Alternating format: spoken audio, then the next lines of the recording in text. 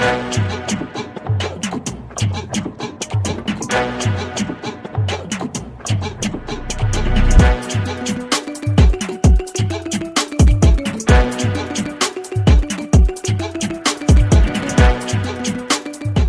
forget a letter and then we post it.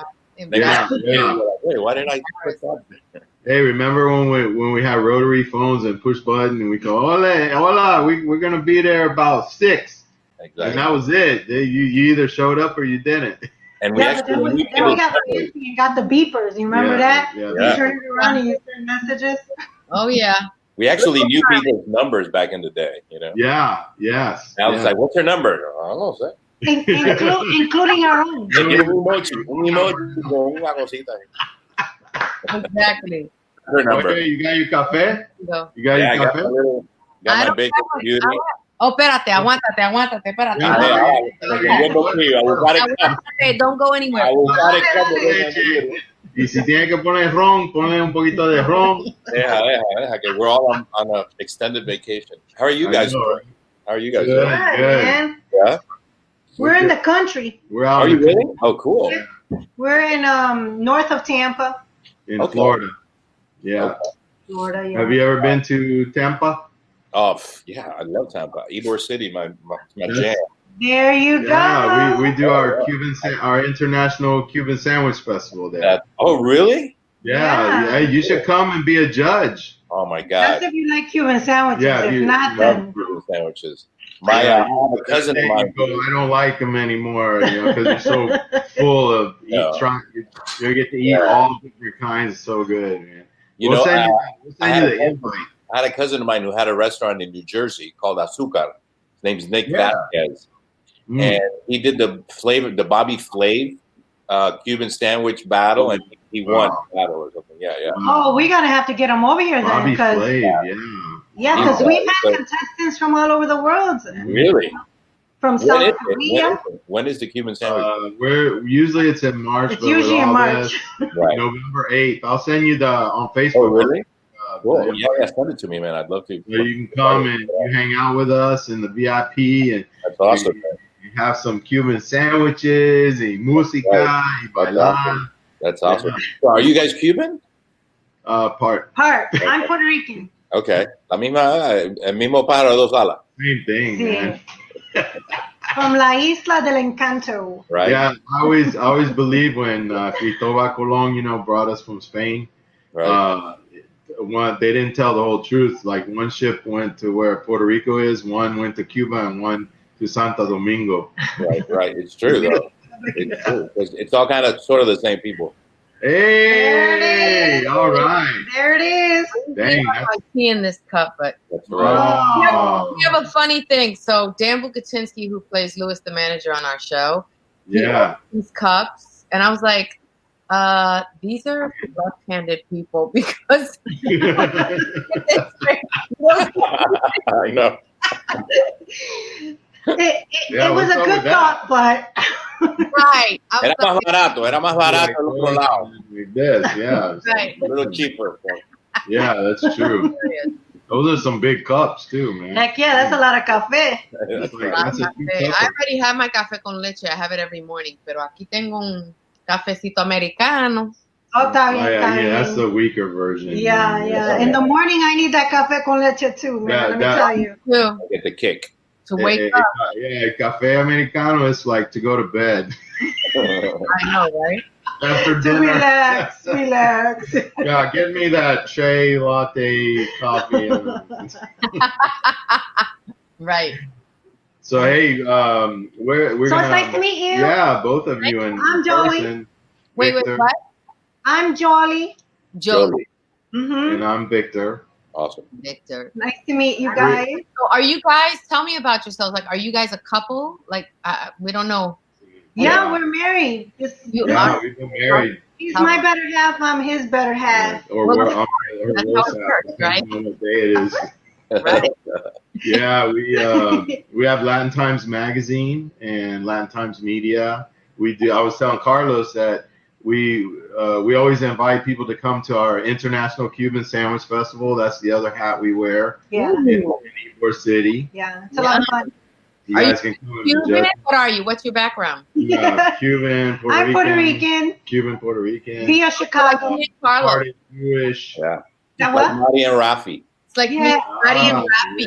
Yeah. So are both of you Puerto Rican, right? Or no? No, I'm Puerto Rican. I'm Carlos. Cuban. Yeah. What are you? Mira pa allá. Tú eres Yeah, cubano. that's why she said Guano, that. guano. Hey, chico, no me Ay, digas. chico. Cigarro. No, vamos, chico, ya. I'm straight up from West Tampa, man. From Yeah. in That's South. crazy. That's crazy. What we're known for. Oh, Yeah. Tony Montana. Ah. Yeah. Why do they always try to choose the most Yeah. negative thing they could think of, That's the only right? thing I tell We you. did a documentary with these University of Miami film students, and one of the people that when we started the Cuban Sandwich Festival, she was a councilwoman, and she said any sandwich in Cuba is a Cuban sandwich. Yeah, because it actually originated here, in Florida. So it's like anything over there. En Cuba no hay jamón, ni hay pernil, ni hay pecos, no hay nada. So Yeah. Plastado, bien plastado. Planchado. Cubans haven't seen a Cuban sandwich in years. Are you kidding? What? I'm not kidding. Poor guy. How far are you guys from LA? Are you far from LA? If you're not far, we have a contestant. No. I'm talking about Cuba. Oh, yeah. Okay. Cuban sandwiches in Cuba. No, we got Portos What here. about LA? Wait, is there good But Cuban that's anything. in LA? Yeah. Porto. El Cochinitos. I'll send you the link on Facebook. Yeah. But also They Porto. won World's Best 2 years ago. World's Best, straight up. Yeah. And then the South Koreans won Best Popular. Yeah. Really? They made a kimchi Cuban. Kimchi. Wow. El cochino se mete con Cochinito lo dejó. Think about it. So we're gonna talk about your backgrounds, like your family, where you came from. So we can start with ladies first, or however you want to start. So tell us about your family backgrounds and your family history and stuff. Well, I'm Puerto Rican. Both my parents are Puerto Rican. My dad is born in New York City, though, and my mom is born in Santurce, but she came to New York City when she was about 2 or 3 years old. I was born and raised in New York City, Spanish Harlem. We moved to the Bronx. Then we moved to excuse me. My dad's mom was born in Puerto Rico, but my grandpa was born in New York City as well. Oh, So, wow. yeah, we have a lot of ingrained kind of cultural mix between Puerto Rico and New York, and kind of that that yumminess. But my parents still live in Queens. I've been in LA for like 23 years. No, 24 years now. I think something like that. And I've been an actress since I'm like 14 years old professionally. And amazing. Been in interest doing theater and things like that since I was 12. Just kind of school stuff. And so and I'm I have 3 kids. All right. To a nice Jewish boy from Queens and Brooklyn, and we met in college. We've been together for 35 years. Wow. And, Congratulations. Thank you. I have 27, 22, and soon to be 17. What? Wow. You don't look I like bet you they say those are your sisters. Thank you. My mom still says that about me, so. Thank you. My oldest son is funny because he's always like, Mom, I'm calling you Mom like loud because people are looking at me weird, like we're together or something. That's funny. So Carlos, tell us where you're from, background and everything. I'm Cuban, but I was born in New York. New York. Yeah, born in New York. My parents came in the 60s from Cuba, immigrant, first generations. I grew up in Miami. I was born in New York, but when I was 7, we moved to Miami. And then I grew up in Miami con todos los cubanos y la cosa. And then when I was 19, I went back to New York, and that's when I started theater. And I used to be a dancer. I used to be a break dancer when I was younger. I did too. I saw his pictures. Oh, a laughter and a Did he have a tail? Did he have a tail? Is there any videos of that? The vault. Those are in the vault. Those are all in the vault. Oh, we know how to pick locks, man. Yeah. So yeah. So they're good. You gotta get hold of them. They're good. So I'm very, very attached to my culture. All my family's in Miami. I went to New York, did theater. I did a lot of theater before I did musical theater, and then eventually I've been in LA now like 25 years now. So yeah. Wow. Yeah. So just about the same time, really.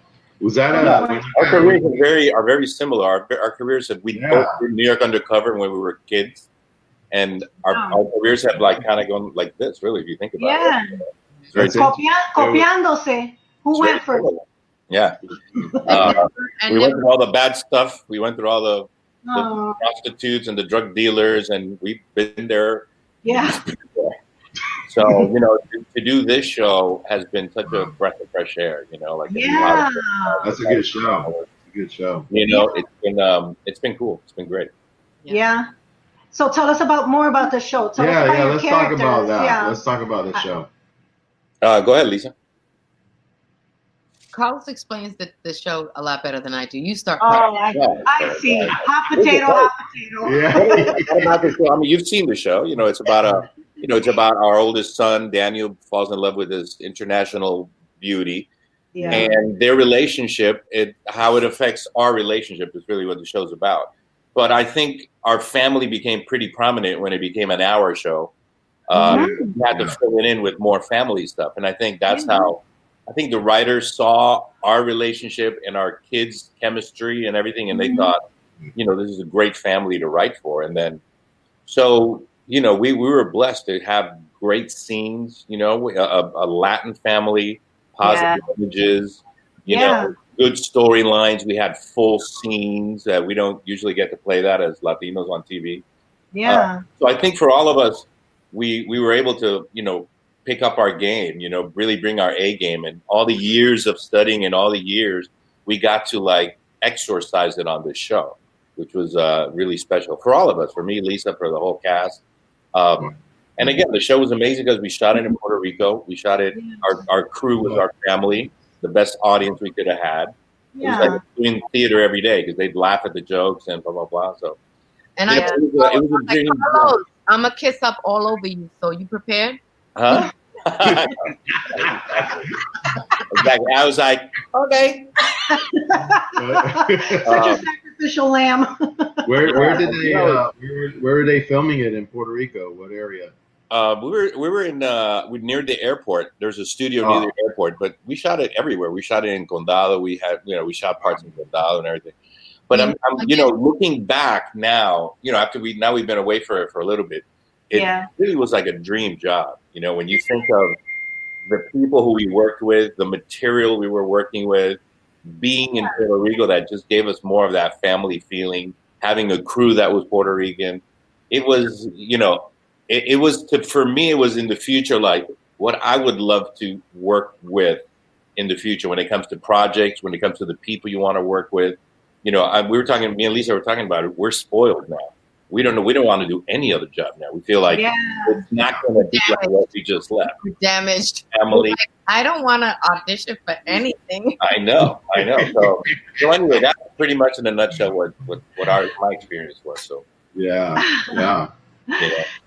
Wow. And Lisa, I'm sure you probably feel similar, right? You got something to say. It was a cushy job. Yeah.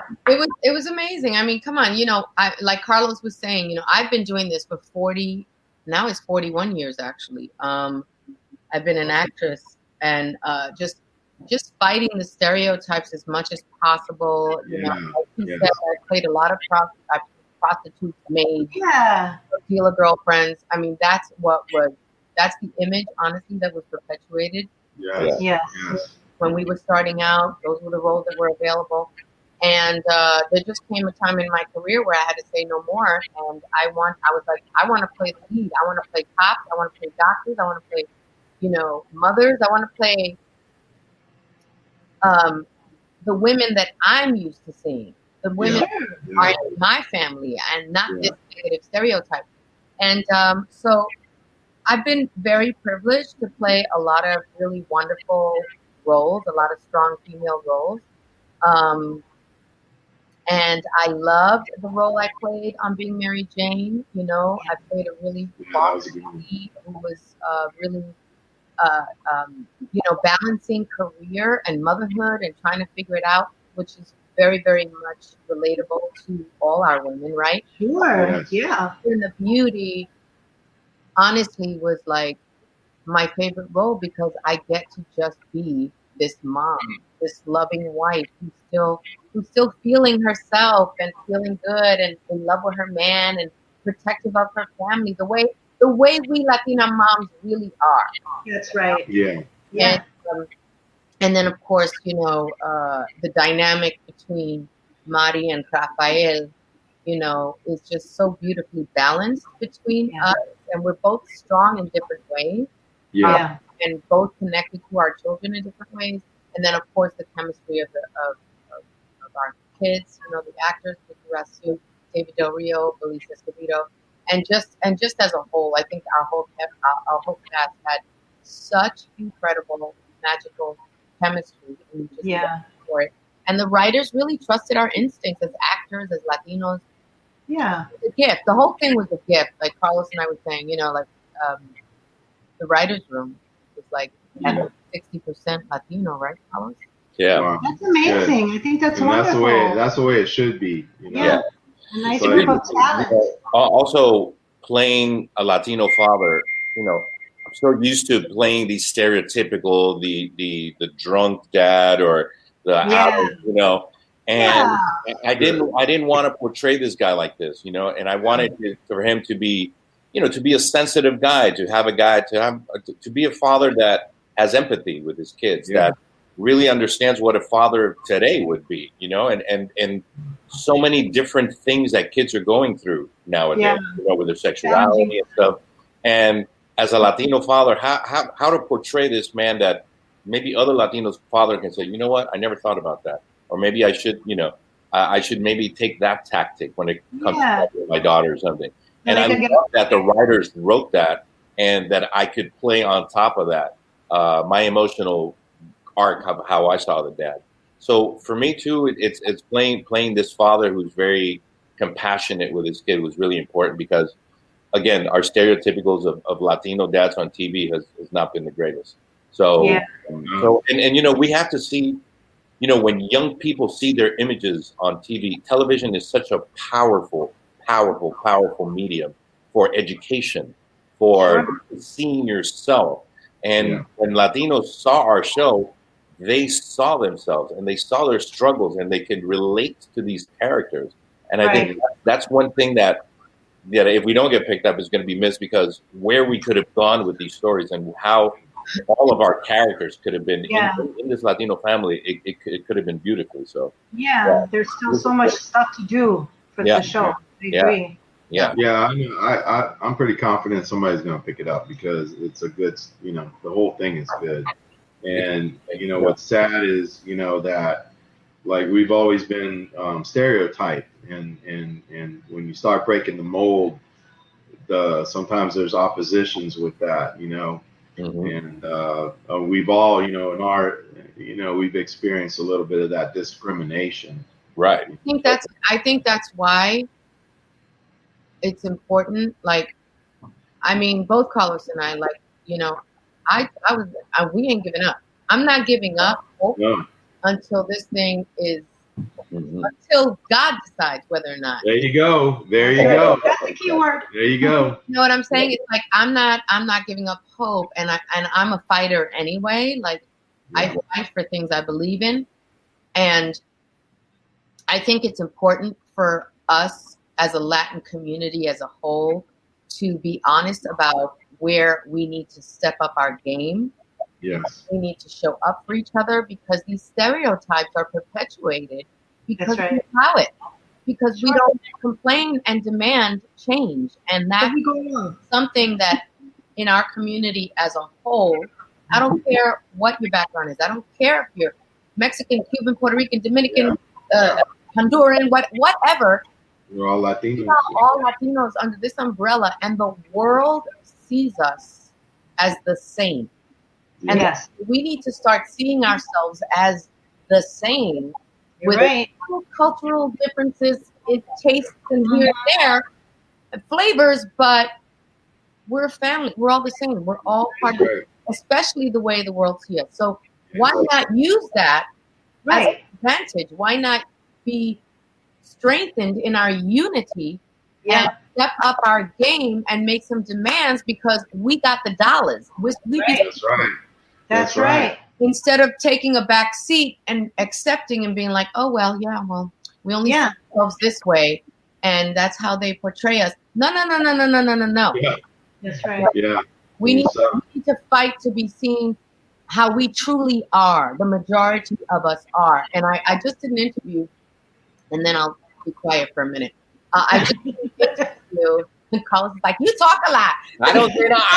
You spend more time than me. I do. I know my place. I just did. Don't lose your train of thought. Go. Well, I was like, you know what? When people see themselves perpetuated in a certain light from a very young age, it's almost like brainwashing. Yes. True. We see ourselves only being portrayed in a certain light. It's like, sadly, a lot of us become confused. We become, wait, is that really all we are? Wait, do I have to live up to that? Like, is that what that means? Like, and it's very underlying brainwashing. It is. Yeah, it is. And even when we tell our own stories, we have to become very aware of why we're telling the story and how we're telling it. And we need to mix it up. Mm-hmm. That's right. That's a good point. I'll shut up. Carlos Gomez. I didn't say a thing. Déjame quieto. Take it. No, it's true what Lisa says, man. We have been with this show. We've seen the numbers and ABC and the whole thing, and our culture, and we're a little bit part to blame because again, we don't have that support that the Latinos. We need to support our programming. African Americans, they have that down. They support their stuff. Los Latinos. You're right. And because we're seeing the difference. We should see the same, like she said, right? Yeah. Actually, yeah. Where are our Latino Al Sharptons and Jesse Jacksons and Oprahs and we don't have one. Political leaders. Where are they? Where are the Latinos? We don't have them. Helping fight the fight, right? But it's one thing in defense of ABC in a way. It's because they're an industry. That's a very, very expensive machine to be a part of. Yeah. And they don't see that there's people backing up that show. They can't go to advertiser and say, listen, these are Latinos. There's 60 million of them, and sooner or later they're going to start watching TV. They're not right now, but soon we can. They're not in the business of mentoring Latinos to watch television. They're in the business of like.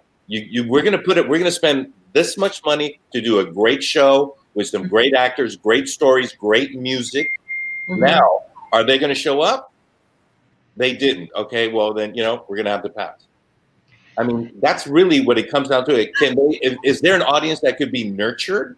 Yeah. If it could be 2 or 3 seasons on a station and little by little progress. Of course, that's the key to get Latinos to watch Latino things and then buy products that are on our commercials, on our show, and that's how you start it. But you need a network or a entity that's going to really nourish this. Spearhead that. Mm-hmm. Yeah, true. But you know what? Your audience is not just Latinos either.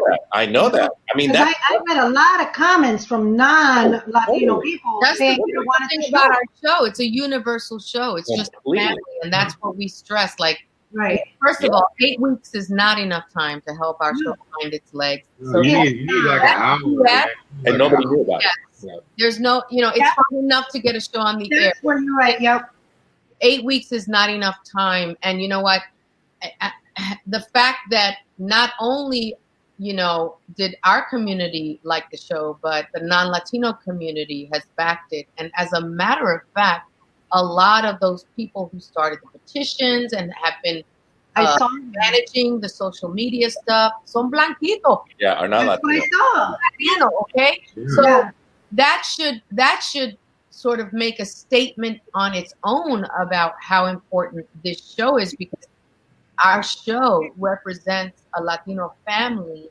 Sure. Yeah. Positive light, which audiences are actually not used to seeing that. And so what Carlos was saying to piggyback on that is, I believe as well that, a network has to be super intentional about setting us up to succeed. A show like ours that is not used to being on prime time, that the audiences are not used to seeing way, they need to be very purposeful about how they market us. I agree. Like why is it easy for you to come up with the marketing for Blackish, but not for us?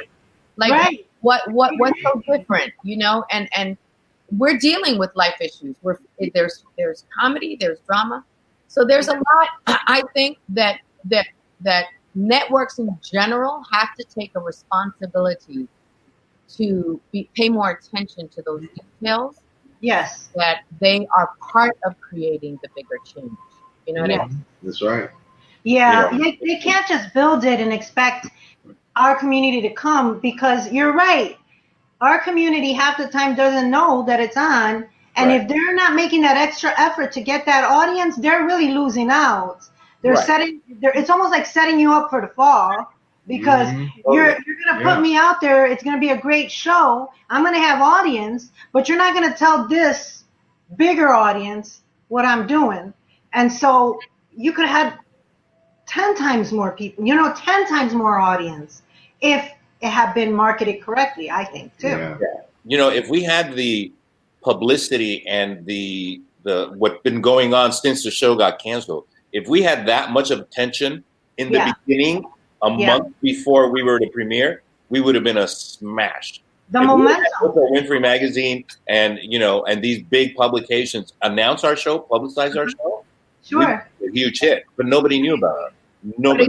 But again, we were not a 10 p.m. show. No, that's true. That 10 p.m. time slot. Yeah. You're not specific. If your show is not specific to the 10 p.m. time slot, it's like murder. Yeah. Wow. Okay. Yeah. We were never a 10 p.m. show. We're definitely like 8-9 p.m. Yeah, that's when people sit down after dinner and they enjoy the program. That's the best time to do it. Right. Yeah. It's funny because we held our numbers, right, Carlos? The what? Even with that, we held our numbers. I know. That's the one thing between 10 and 11. 98% of our audience would stay throughout the whole show. That was unheard of for a 10 o'clock show. And an hour long show too. By 10:30, people start getting tired, and our audience was on it the whole time. So and that's why we didn't get canceled right off the bat, because the ABC saw, people are watching. This is a good show. People are liking the show. Let's think about this. But one thing that I think with streaming, I really think that if we get to even our show or any show, that we go into a streaming network that has a little more time, that we can develop our shows and maybe have 2 or 3 other Latin shows in one streaming network and really nurture those shows for the Latino audience. That's a good idea. Just for the Latino audience. And then, and everybody else can click in and go, oh my God, this is a great show. But really nurture 3 or 4 shows and see how little by little it'll build. And I think once it builds, it's going to be explosive. I really think. But nobody has done that. And even on streaming, I mean, there's 500 TV shows on TV. There's 2 Latin shows out of 500. Yeah. Wow. Yeah. Wow. That sounds like peanuts. You know what I'm saying? So when the network is smart enough to go like, okay, let's really, even just with the buzz of our show, let's try to nurture this audience, these people that are let's see who they are, where are they from? Are they from Chicago? Are they from Texas? Are they from New York? Are they from Miami? Let's get all these people together and vamos a poner un sancocho aquí de Latin and let's do 2 or 3 people. Yeah, and who have you heard? Like what Carlos is saying, as far as getting us out there, who have you heard from you know, concerning our issues, our community's issues. Yeah. Yeah. Who have We definitely need some leaders to stand up. That's the problem. Them to step these now that all this is going on over here. Now it's our turn to just step in. Yeah. Well, that's what we're doing. I think that has a lot to do with the buzz from our show after the cancellation. That we had people that, oh my God, yeah, this is going on here, but look what's happening here. And that's where that petition came into being, and the ball started rolling. You know. And let me tell you something. It starts also.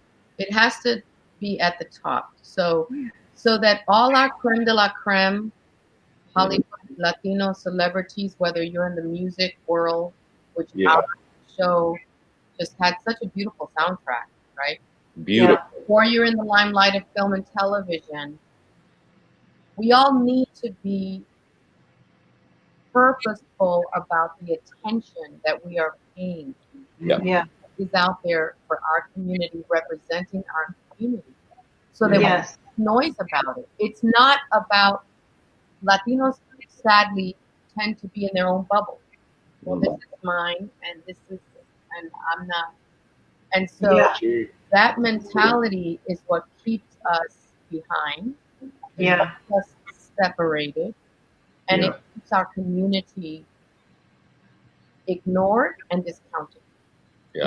So, as a whole, just like in the Black community that has captured this so beautifully and wonderfully and impactfully, we need to pay attention to that, because that is what's going to create change. And instead of sitting back and complaining about, well, there's no diversity, they don't represent us, they don't this, what are you doing about it? Instead of just sitting back and complaining about it, what are we doing about it? Right? This is what I noticed too. Like Carlos said, him and I have been in this game a long time. So we've seen from the beginning to now. Right. And sadly, it's like freaking, what is that? Quicksand, like no death. Yeah. You know? And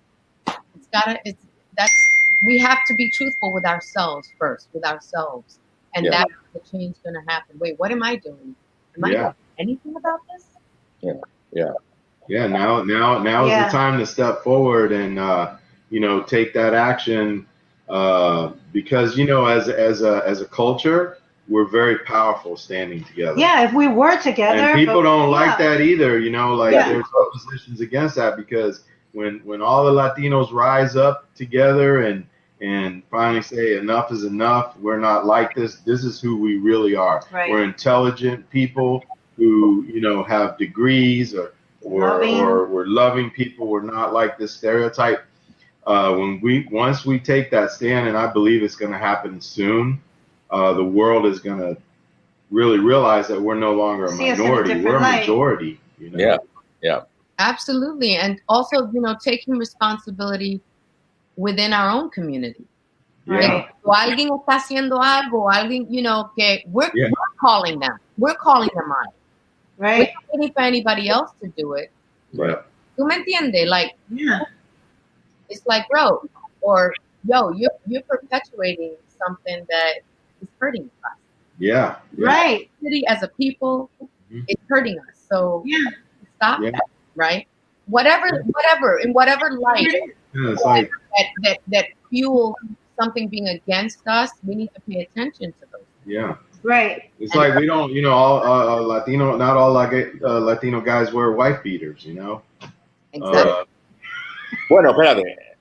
Bueno, if it's really hot. Carlos was walking around. Why you gotta call it wife beater? Entire time on the set.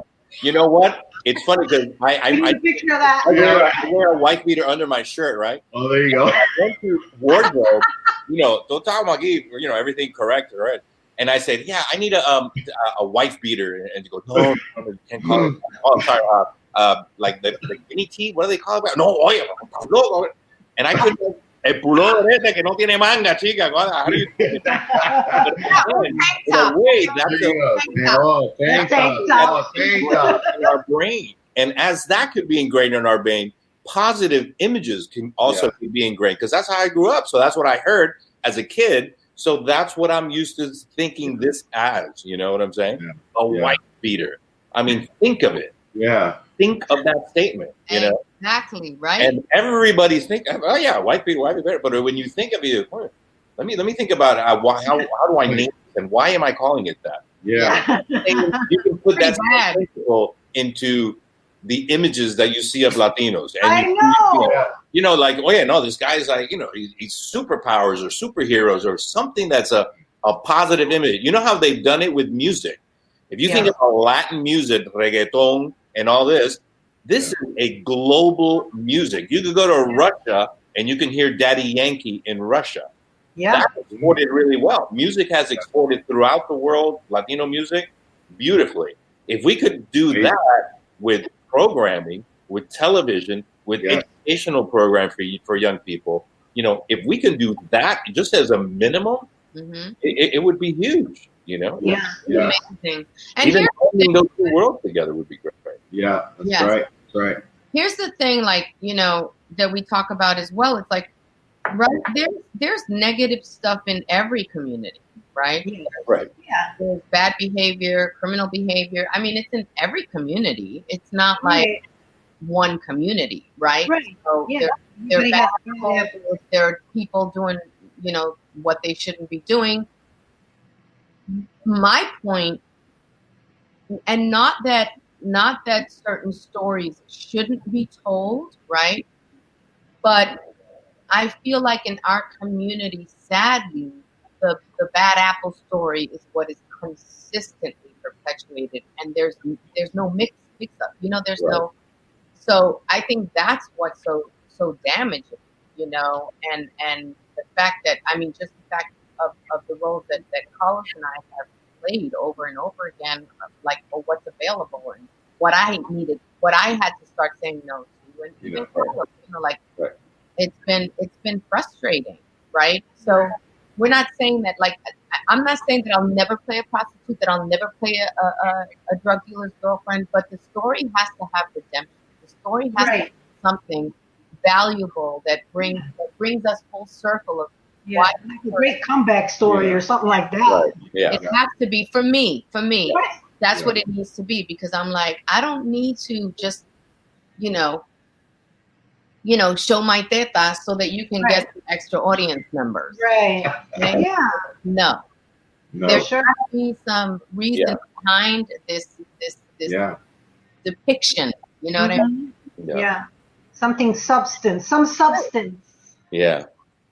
Yeah, that's just crazy. You know, unfortunately, it just seems like if it's bad news or negative news, then it's entertainment to people. Yeah. And if it's good news, positive, uplifting, it's like, not so entertaining, you know? Yeah. And if we can get those thought process reversed, it would be great, because we have so much positive, so many positive stories to share, right? And that's what we do, actually. That's all we pretty much do. Yeah, we just want to share positive stuff, uplifting stuff, because everybody else is trying to knock everybody else down. And we're not interested in that. Yeah. You know? Yeah, our goal is to help promote our people, you know, and everything they're doing. And, you know, it's you know, like, what do you guys feel that needs to be done to get the show back where it needs to be, but on a bigger level? How can people help to support to get the show where you guys really feel it needs to be, and which could be the beginning of unity, right? It could be a movie too. I mean, really, think about it. A movie and on top of being a series.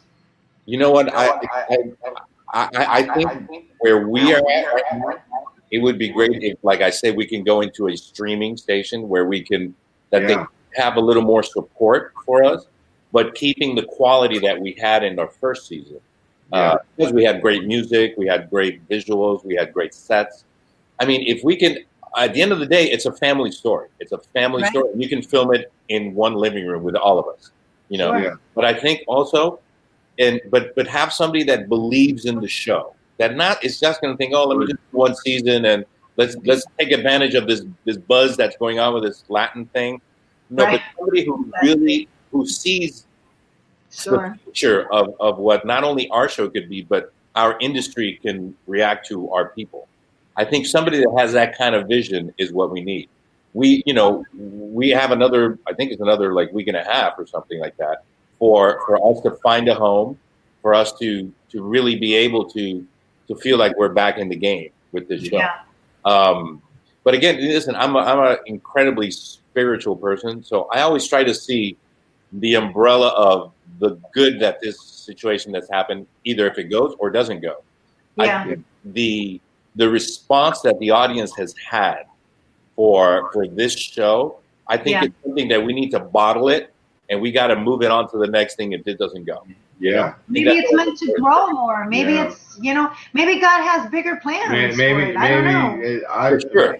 For you were saying, form a streaming type program. They have so many now, but this would be something big. Yeah. Where it would be a positive portrayal, like you were saying, of Latino people and families and stories. Culture. And a lot of history, roles of people in our culture, past people, that were famous or not famous, never recognized for what they've done. Yeah, true. Very true. There's a lot of people that made the path for us to get here. Lots of people. Carlos, you're talking too much, and Lisa wants to talk. She's just No, never. Carlos, never. Don't me diga eso, nena, por favor. We're like a real couple. We're like I know. That's what makes the dynamic so great. It's not even funny. I think whether with our show, I should say with our show and without our show, future stuff, I think that we as Latinos need to flood our government officials. We need to flood our organizational leaders. We need to inundate networks, with letters, demands. We need to tell the marketers, we're not going to buy your products if you don't represent us, and make sure that we're represented, because we spend more money than anybody else on your products. If we don't do these things and we don't, flood it with demand and this is what we want, and this is what we deserve, and this is what we need for our community, then nothing will change. No one's going to and we're going to miss the boat. Start with the leadership. It does. But who puts the leadership into leadership? Right. We do. Right. So it needs. You got to realize our own power. Whoever you guys know as a publication, you have a lot of contacts, the journalists, all the people that are all about spreading the word, right? Right. That's where it's got us in fueguito. Sí, the sparks got to start somewhere, porque if it starts, then God and all the community will they will spread it. Spread like wildfire. Look at. I'm so proud of our fan base, because our fans, man, they used their platform and they united and they made some noise and they were like not giving up. I'm blown away. By the fan base. That's wonderful. So I'm just forever grateful. I told her, I said, my Twitters, my Instagram, I'm like, y'all are stuck with me. Yeah. Like, even if I ain't working, I'm gonna be like, hey, what they did for us, that means the world to me, and that's awesome. For each other. You know? That's a testimony. It is. It really is. Yeah. And if you can do that with, if we can get that momentum on one show, can you imagine if there's 3 or 4 shows with a whole different type of people with momentum and stuff? It could, and not only on shows, but on issues too. On issues. It would be there to support our shows, but also our issues, our beliefs, our families, our youth, all of that. All of it. Politically. Yeah, politically. We're in a voting year this year, to get Latinos to really go out there and vote and really, go out there and make a difference. It's this is it's a big year for us too. So. It is. Yeah. And let me tell you something. I'm gonna tell you guys that my sister, Tina Vidal, she is the female lead in a new ABC half-hour comedy, and it's an adorable show. I believe it airs July 15th, and my tweet was, "I'm excited to see ABC give your show a real chance and to support it." So she is a Latina lead, and we need to make noise about that on time. Yep. Yes. You know what, Lisa? Let's también schedule an interview for her. Let's see what we can do to promote that too. We have. You're right. We have to support each other. We just have to. If we supported each other more, I bet you that our juventud too would be different también. Like they wouldn't get into trouble most of the time because you know what? They have these idols, like people to look up to that are doing positive things and they look like them, and so they can relate to it. And then now they're thinking of, well, I don't have to do this because I could do this, and that's where it really comes to our kids too, Yeah, totally. You know what I thought of would be the LBN, Latino Broadcasting Network. Mm-hmm. Yeah. Look at BET has it, Yeah. It started when you see BET, it started with just, a hometown, homegrown little station to what it is now. They have the original program, they have their own thing. I mean, it's amazing. We don't have that. We don't have our, we have Telemundo, but it's a whole different. But their community watches it. Yes. Their community goes to see the films, goes to their award shows. Yeah. Yeah. That's true. Like, but their community knows about them.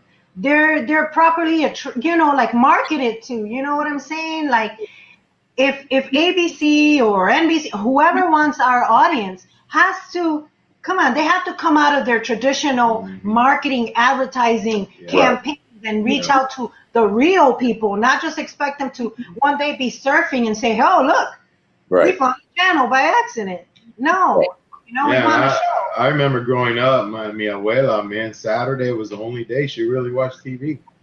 Because that was Sábado Gigante, I remember Sábado Gigante. And it was like, dang. And then, all the novelas were on really, really late. Right.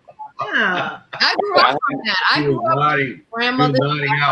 Yeah, Esmeralda and what's the who just passed? The Guru guy.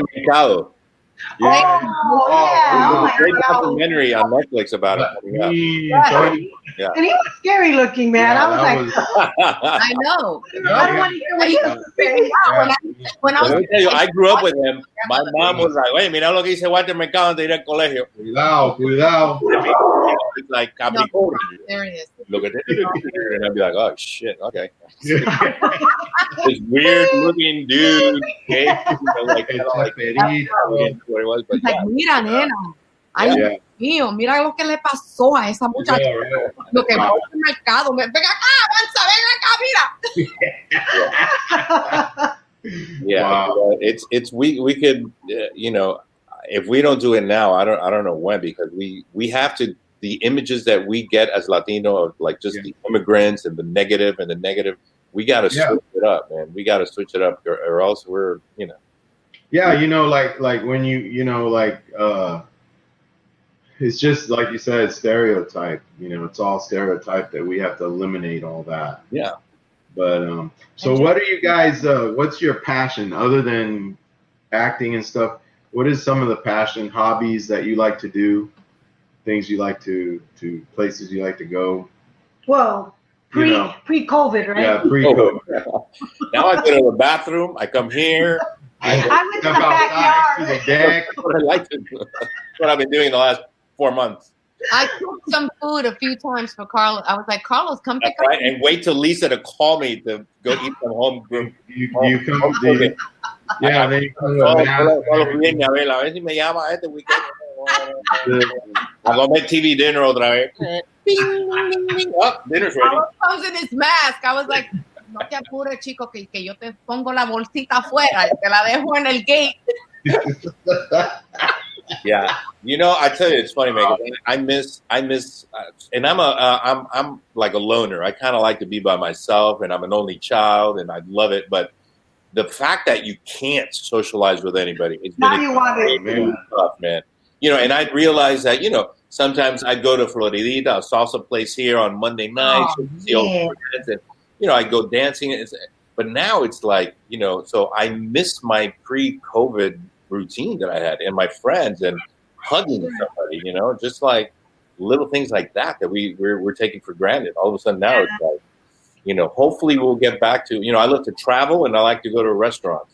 Two we can't do now, you know. I go to New York a lot. I go back and forth to New York, LA. And, you know, I haven't been able. I do yoga. I've been doing hot yoga for 20 years.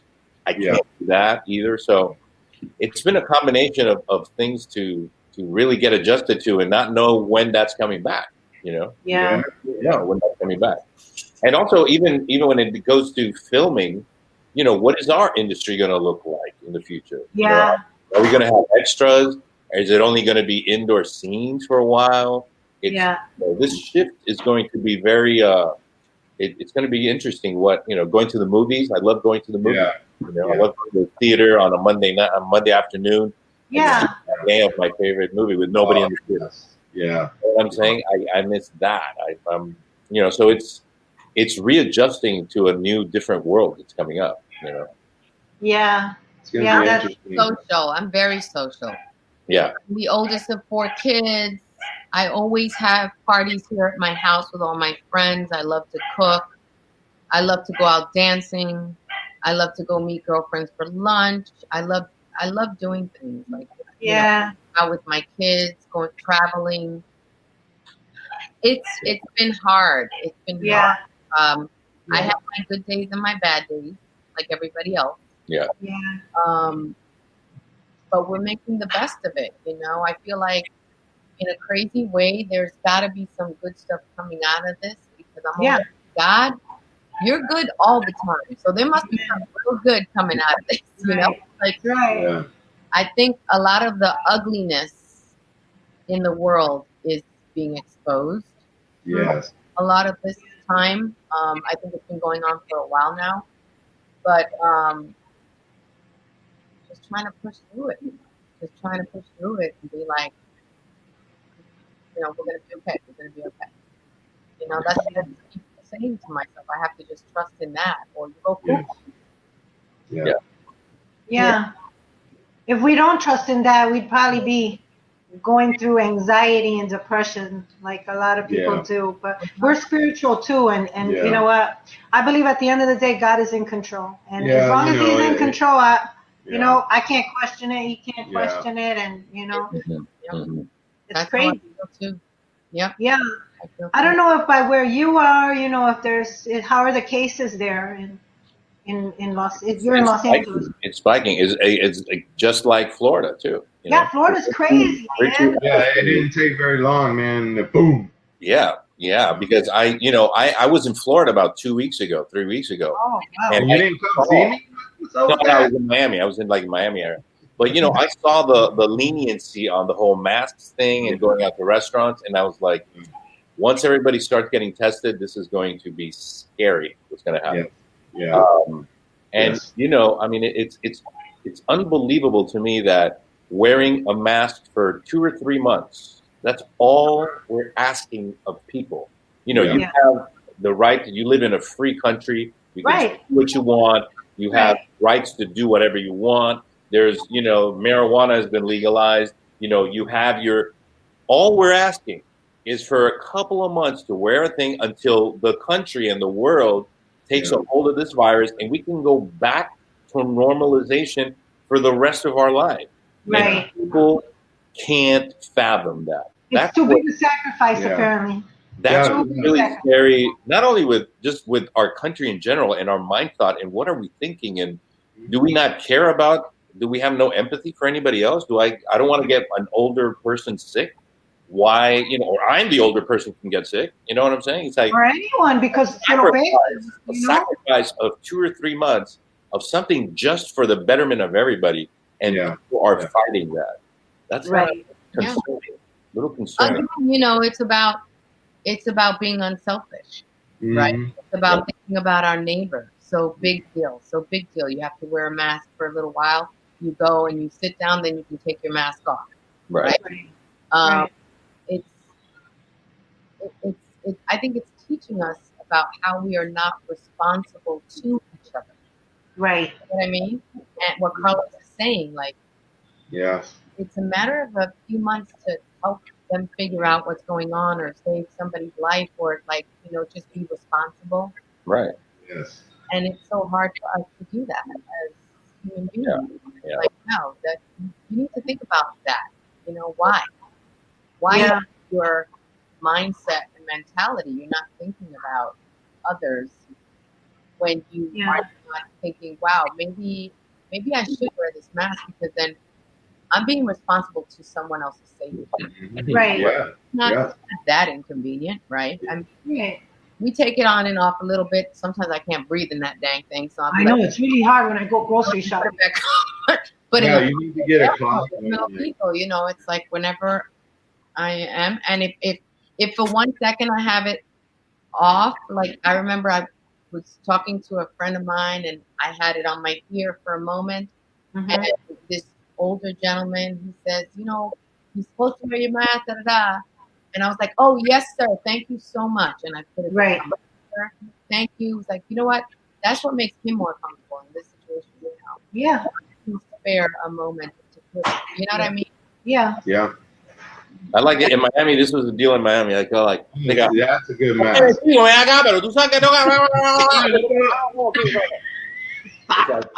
No puedo defeating the purpose. They have it up here by their eyes. Yeah, exactly. I'm like, you're defeating the purpose by taking it off and spitting on my face while you're talking.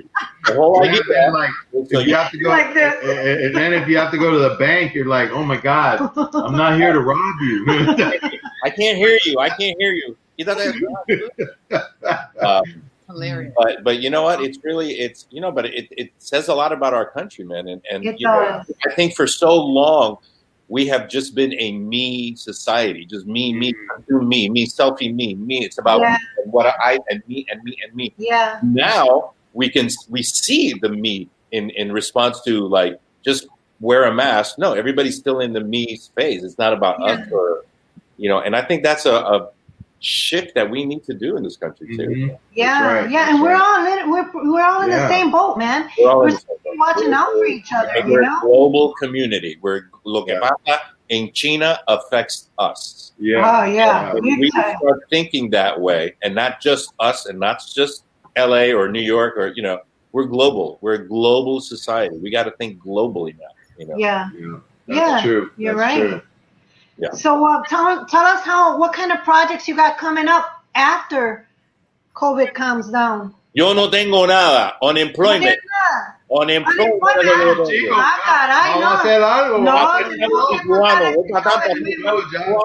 Roll cigars. Roll cigars. There's a job for that. Yeah. Do you like to smoke cigars? I love cigars, man. I love cigars. Okay. Huh? I'm gonna have to hook you up, brother. Nothing like a little rum, a little zacapa, and a cigar. We had the best time in Puerto Rico. We go out and oh my God, we have his little busito or whatever. Where did you guys sneak off to sometimes to eat and stuff over there? Where'd you guys? The restaurants were great. We took a trip on an island. We went to Icacos, this island off of Puerto Rico, and we had just the most unbelievable bonding time, drinking, and just it was heaven. It was heaven. Yeah, but we go to great restaurants. There's some great restaurants in Puerto Rico, and there he is. Oh my God, the people. Because I had some issues, and I had a cardiologist in Puerto Rico, And, Oh, okay. so I had to refill my medicine, right? And I Yeah. called the lady up and the receptionist, the cardiologist receptionist. And I said, mira, and dice, ay, mi amor, ¿cómo tú estás? ¿Cómo te sientes? ¿Estás bien? ¿Cómo está Los Ángeles? This is and I said, listen, I need a refill on my pill. He said, no te preocupes, don't worry about it. I'm going to tell the doctor to fill it, and I'm going to go to CVS and drop it off there. Wow. And I hung up the phone, and I almost started crying. Wow. I thought, wow, this is what I miss, is the love of the people. Beautiful people. They're just the beauty that comes out of the people that I've met while I was there was like, call CVS here and tell somebody to drop off of the rest of They'll laugh at you. Yeah, they'll be like, what? Look at this Ni guy. Uber te lo manda. Ni Uber te lo manda. Mira este. And mira, yo también, the doctor came to the set because I had, I don't know, a flu or whatever I had, right? Y esta doctora, it was like, first of all, like family was coming into my church. Wow. Give me a checkup or whatever. That was me. Wow. And she's like, yo te voy a hacer un concoction que yo hago con honey, aloe vera y limón. Eso es lo mejor. Like she's telling me, she actually made me a bottle of it at her house and from her fresh plant, and she sent it in with our PA. Wow. Oh, that's awesome. What doctor does that? Like, it's Right. Yeah. I'm telling you, the people not that I wasn't already in love with my, but spending 5 months in Puerto Rico gave me even more in-depth clarity to how beautiful our people are and how giving and humble. And it's like, that's the image I want to see over and over and over. Yeah. Right. Yeah. Right. It is beautiful there. And you know what? They go above and beyond to try and get you healthy, feed you, pamper you. They're so loving, really, Yeah. And with very little and very hardship, because it's like, it's like, they've been through hell and back. And still they're resilient about being prideful of their country and their people, and they're fighting, they're fighters, Yeah. And the humbleness comes through with those people, and we need more of that, Yeah. We need more of that. Were you guys there during the earthquakes and stuff? Yes. Oh yeah. We were there doing all of the earthquakes. Yeah. Wow. That was scary. That's pretty scary too, I didn't even know they could get earthquakes there. Now all of a sudden they're still getting them. I was like, what if there's a tsunami? Well, by the beach. Yeah, when we had that earthquake, we were like, we really stuck together like a family because we were all in shock when that happened. Wow. Really on our phones, and we were, are you okay? Are you okay? Well, let's meet here. And it was just scary for a little bit because Puerto Rico was not used to earthquakes. Not even that. They've had one time Carlos came up. Carlos, I lived in. Oh my God. And Sin elevador, 12 stories, I think. Elevator, and they gave us a humongous bottle of water. You know the bottles of water that you put in the machines? Yeah. Gave it to us. So Carlos carried that freaking thing up all the way up to my gallon one. Oh my God. What floor were you on? Like 7th floor? What floor were you on? Yes. 7 floors. I had to lug this gallon of God. water. Is it the 5-gallon one? The real heavy one? No, the big, yeah, big that's one. a 5. Yeah. Now you have to tip over to get Oh my God, Carlos, please. Carlos, please don't put water going up these I thought at least somebody's got to have water. Con razón tuvo que ir la cardiologist. Here's your water. Esta mujer me tenía. Carlos, that's the wrong one. You got to go back and get the right one. But within that craziness, we did this little show, man, that impacted a lot of people. Yes. So very, very, very proud of it. You guys, I got to split. All right. Okay. Pero it was nice spending the afternoon with you guys. Yeah, thank you. This is very special. This is very special. I felt like it was family too. Talking to you guys. Yeah. I would love to do it again in the future when we get picked up for Yeah, and you know what? Anything you guys need help on spreading the message, just count on us. We gotta count on each other. Let's get into that mindset. We're in. Hey, let's say a prayer real quick before you I would get off. love that. Yes, let's pray right now. Father God, I just come to you in the name of your Son, Jesus Christ. Lord, I thank you for Carlos and Lisa. Father, I thank you for the work they're doing. And we ask, Father God, that you explode this show. And Lord, that you show great favor and bring great provision for it to be streamed on a huge network that you, Father God, will put it on. We pray blessings of health and safety in Carlos' lives, over his family, over Lisa and her children, her husband, everything, Lord, over there, and protection, Lord. I pray that you open the doors for them in a mighty way, and the right doors, and close the doors they're not meant to go through. And Father, we thank you for them and for the love they have for their people and for each other.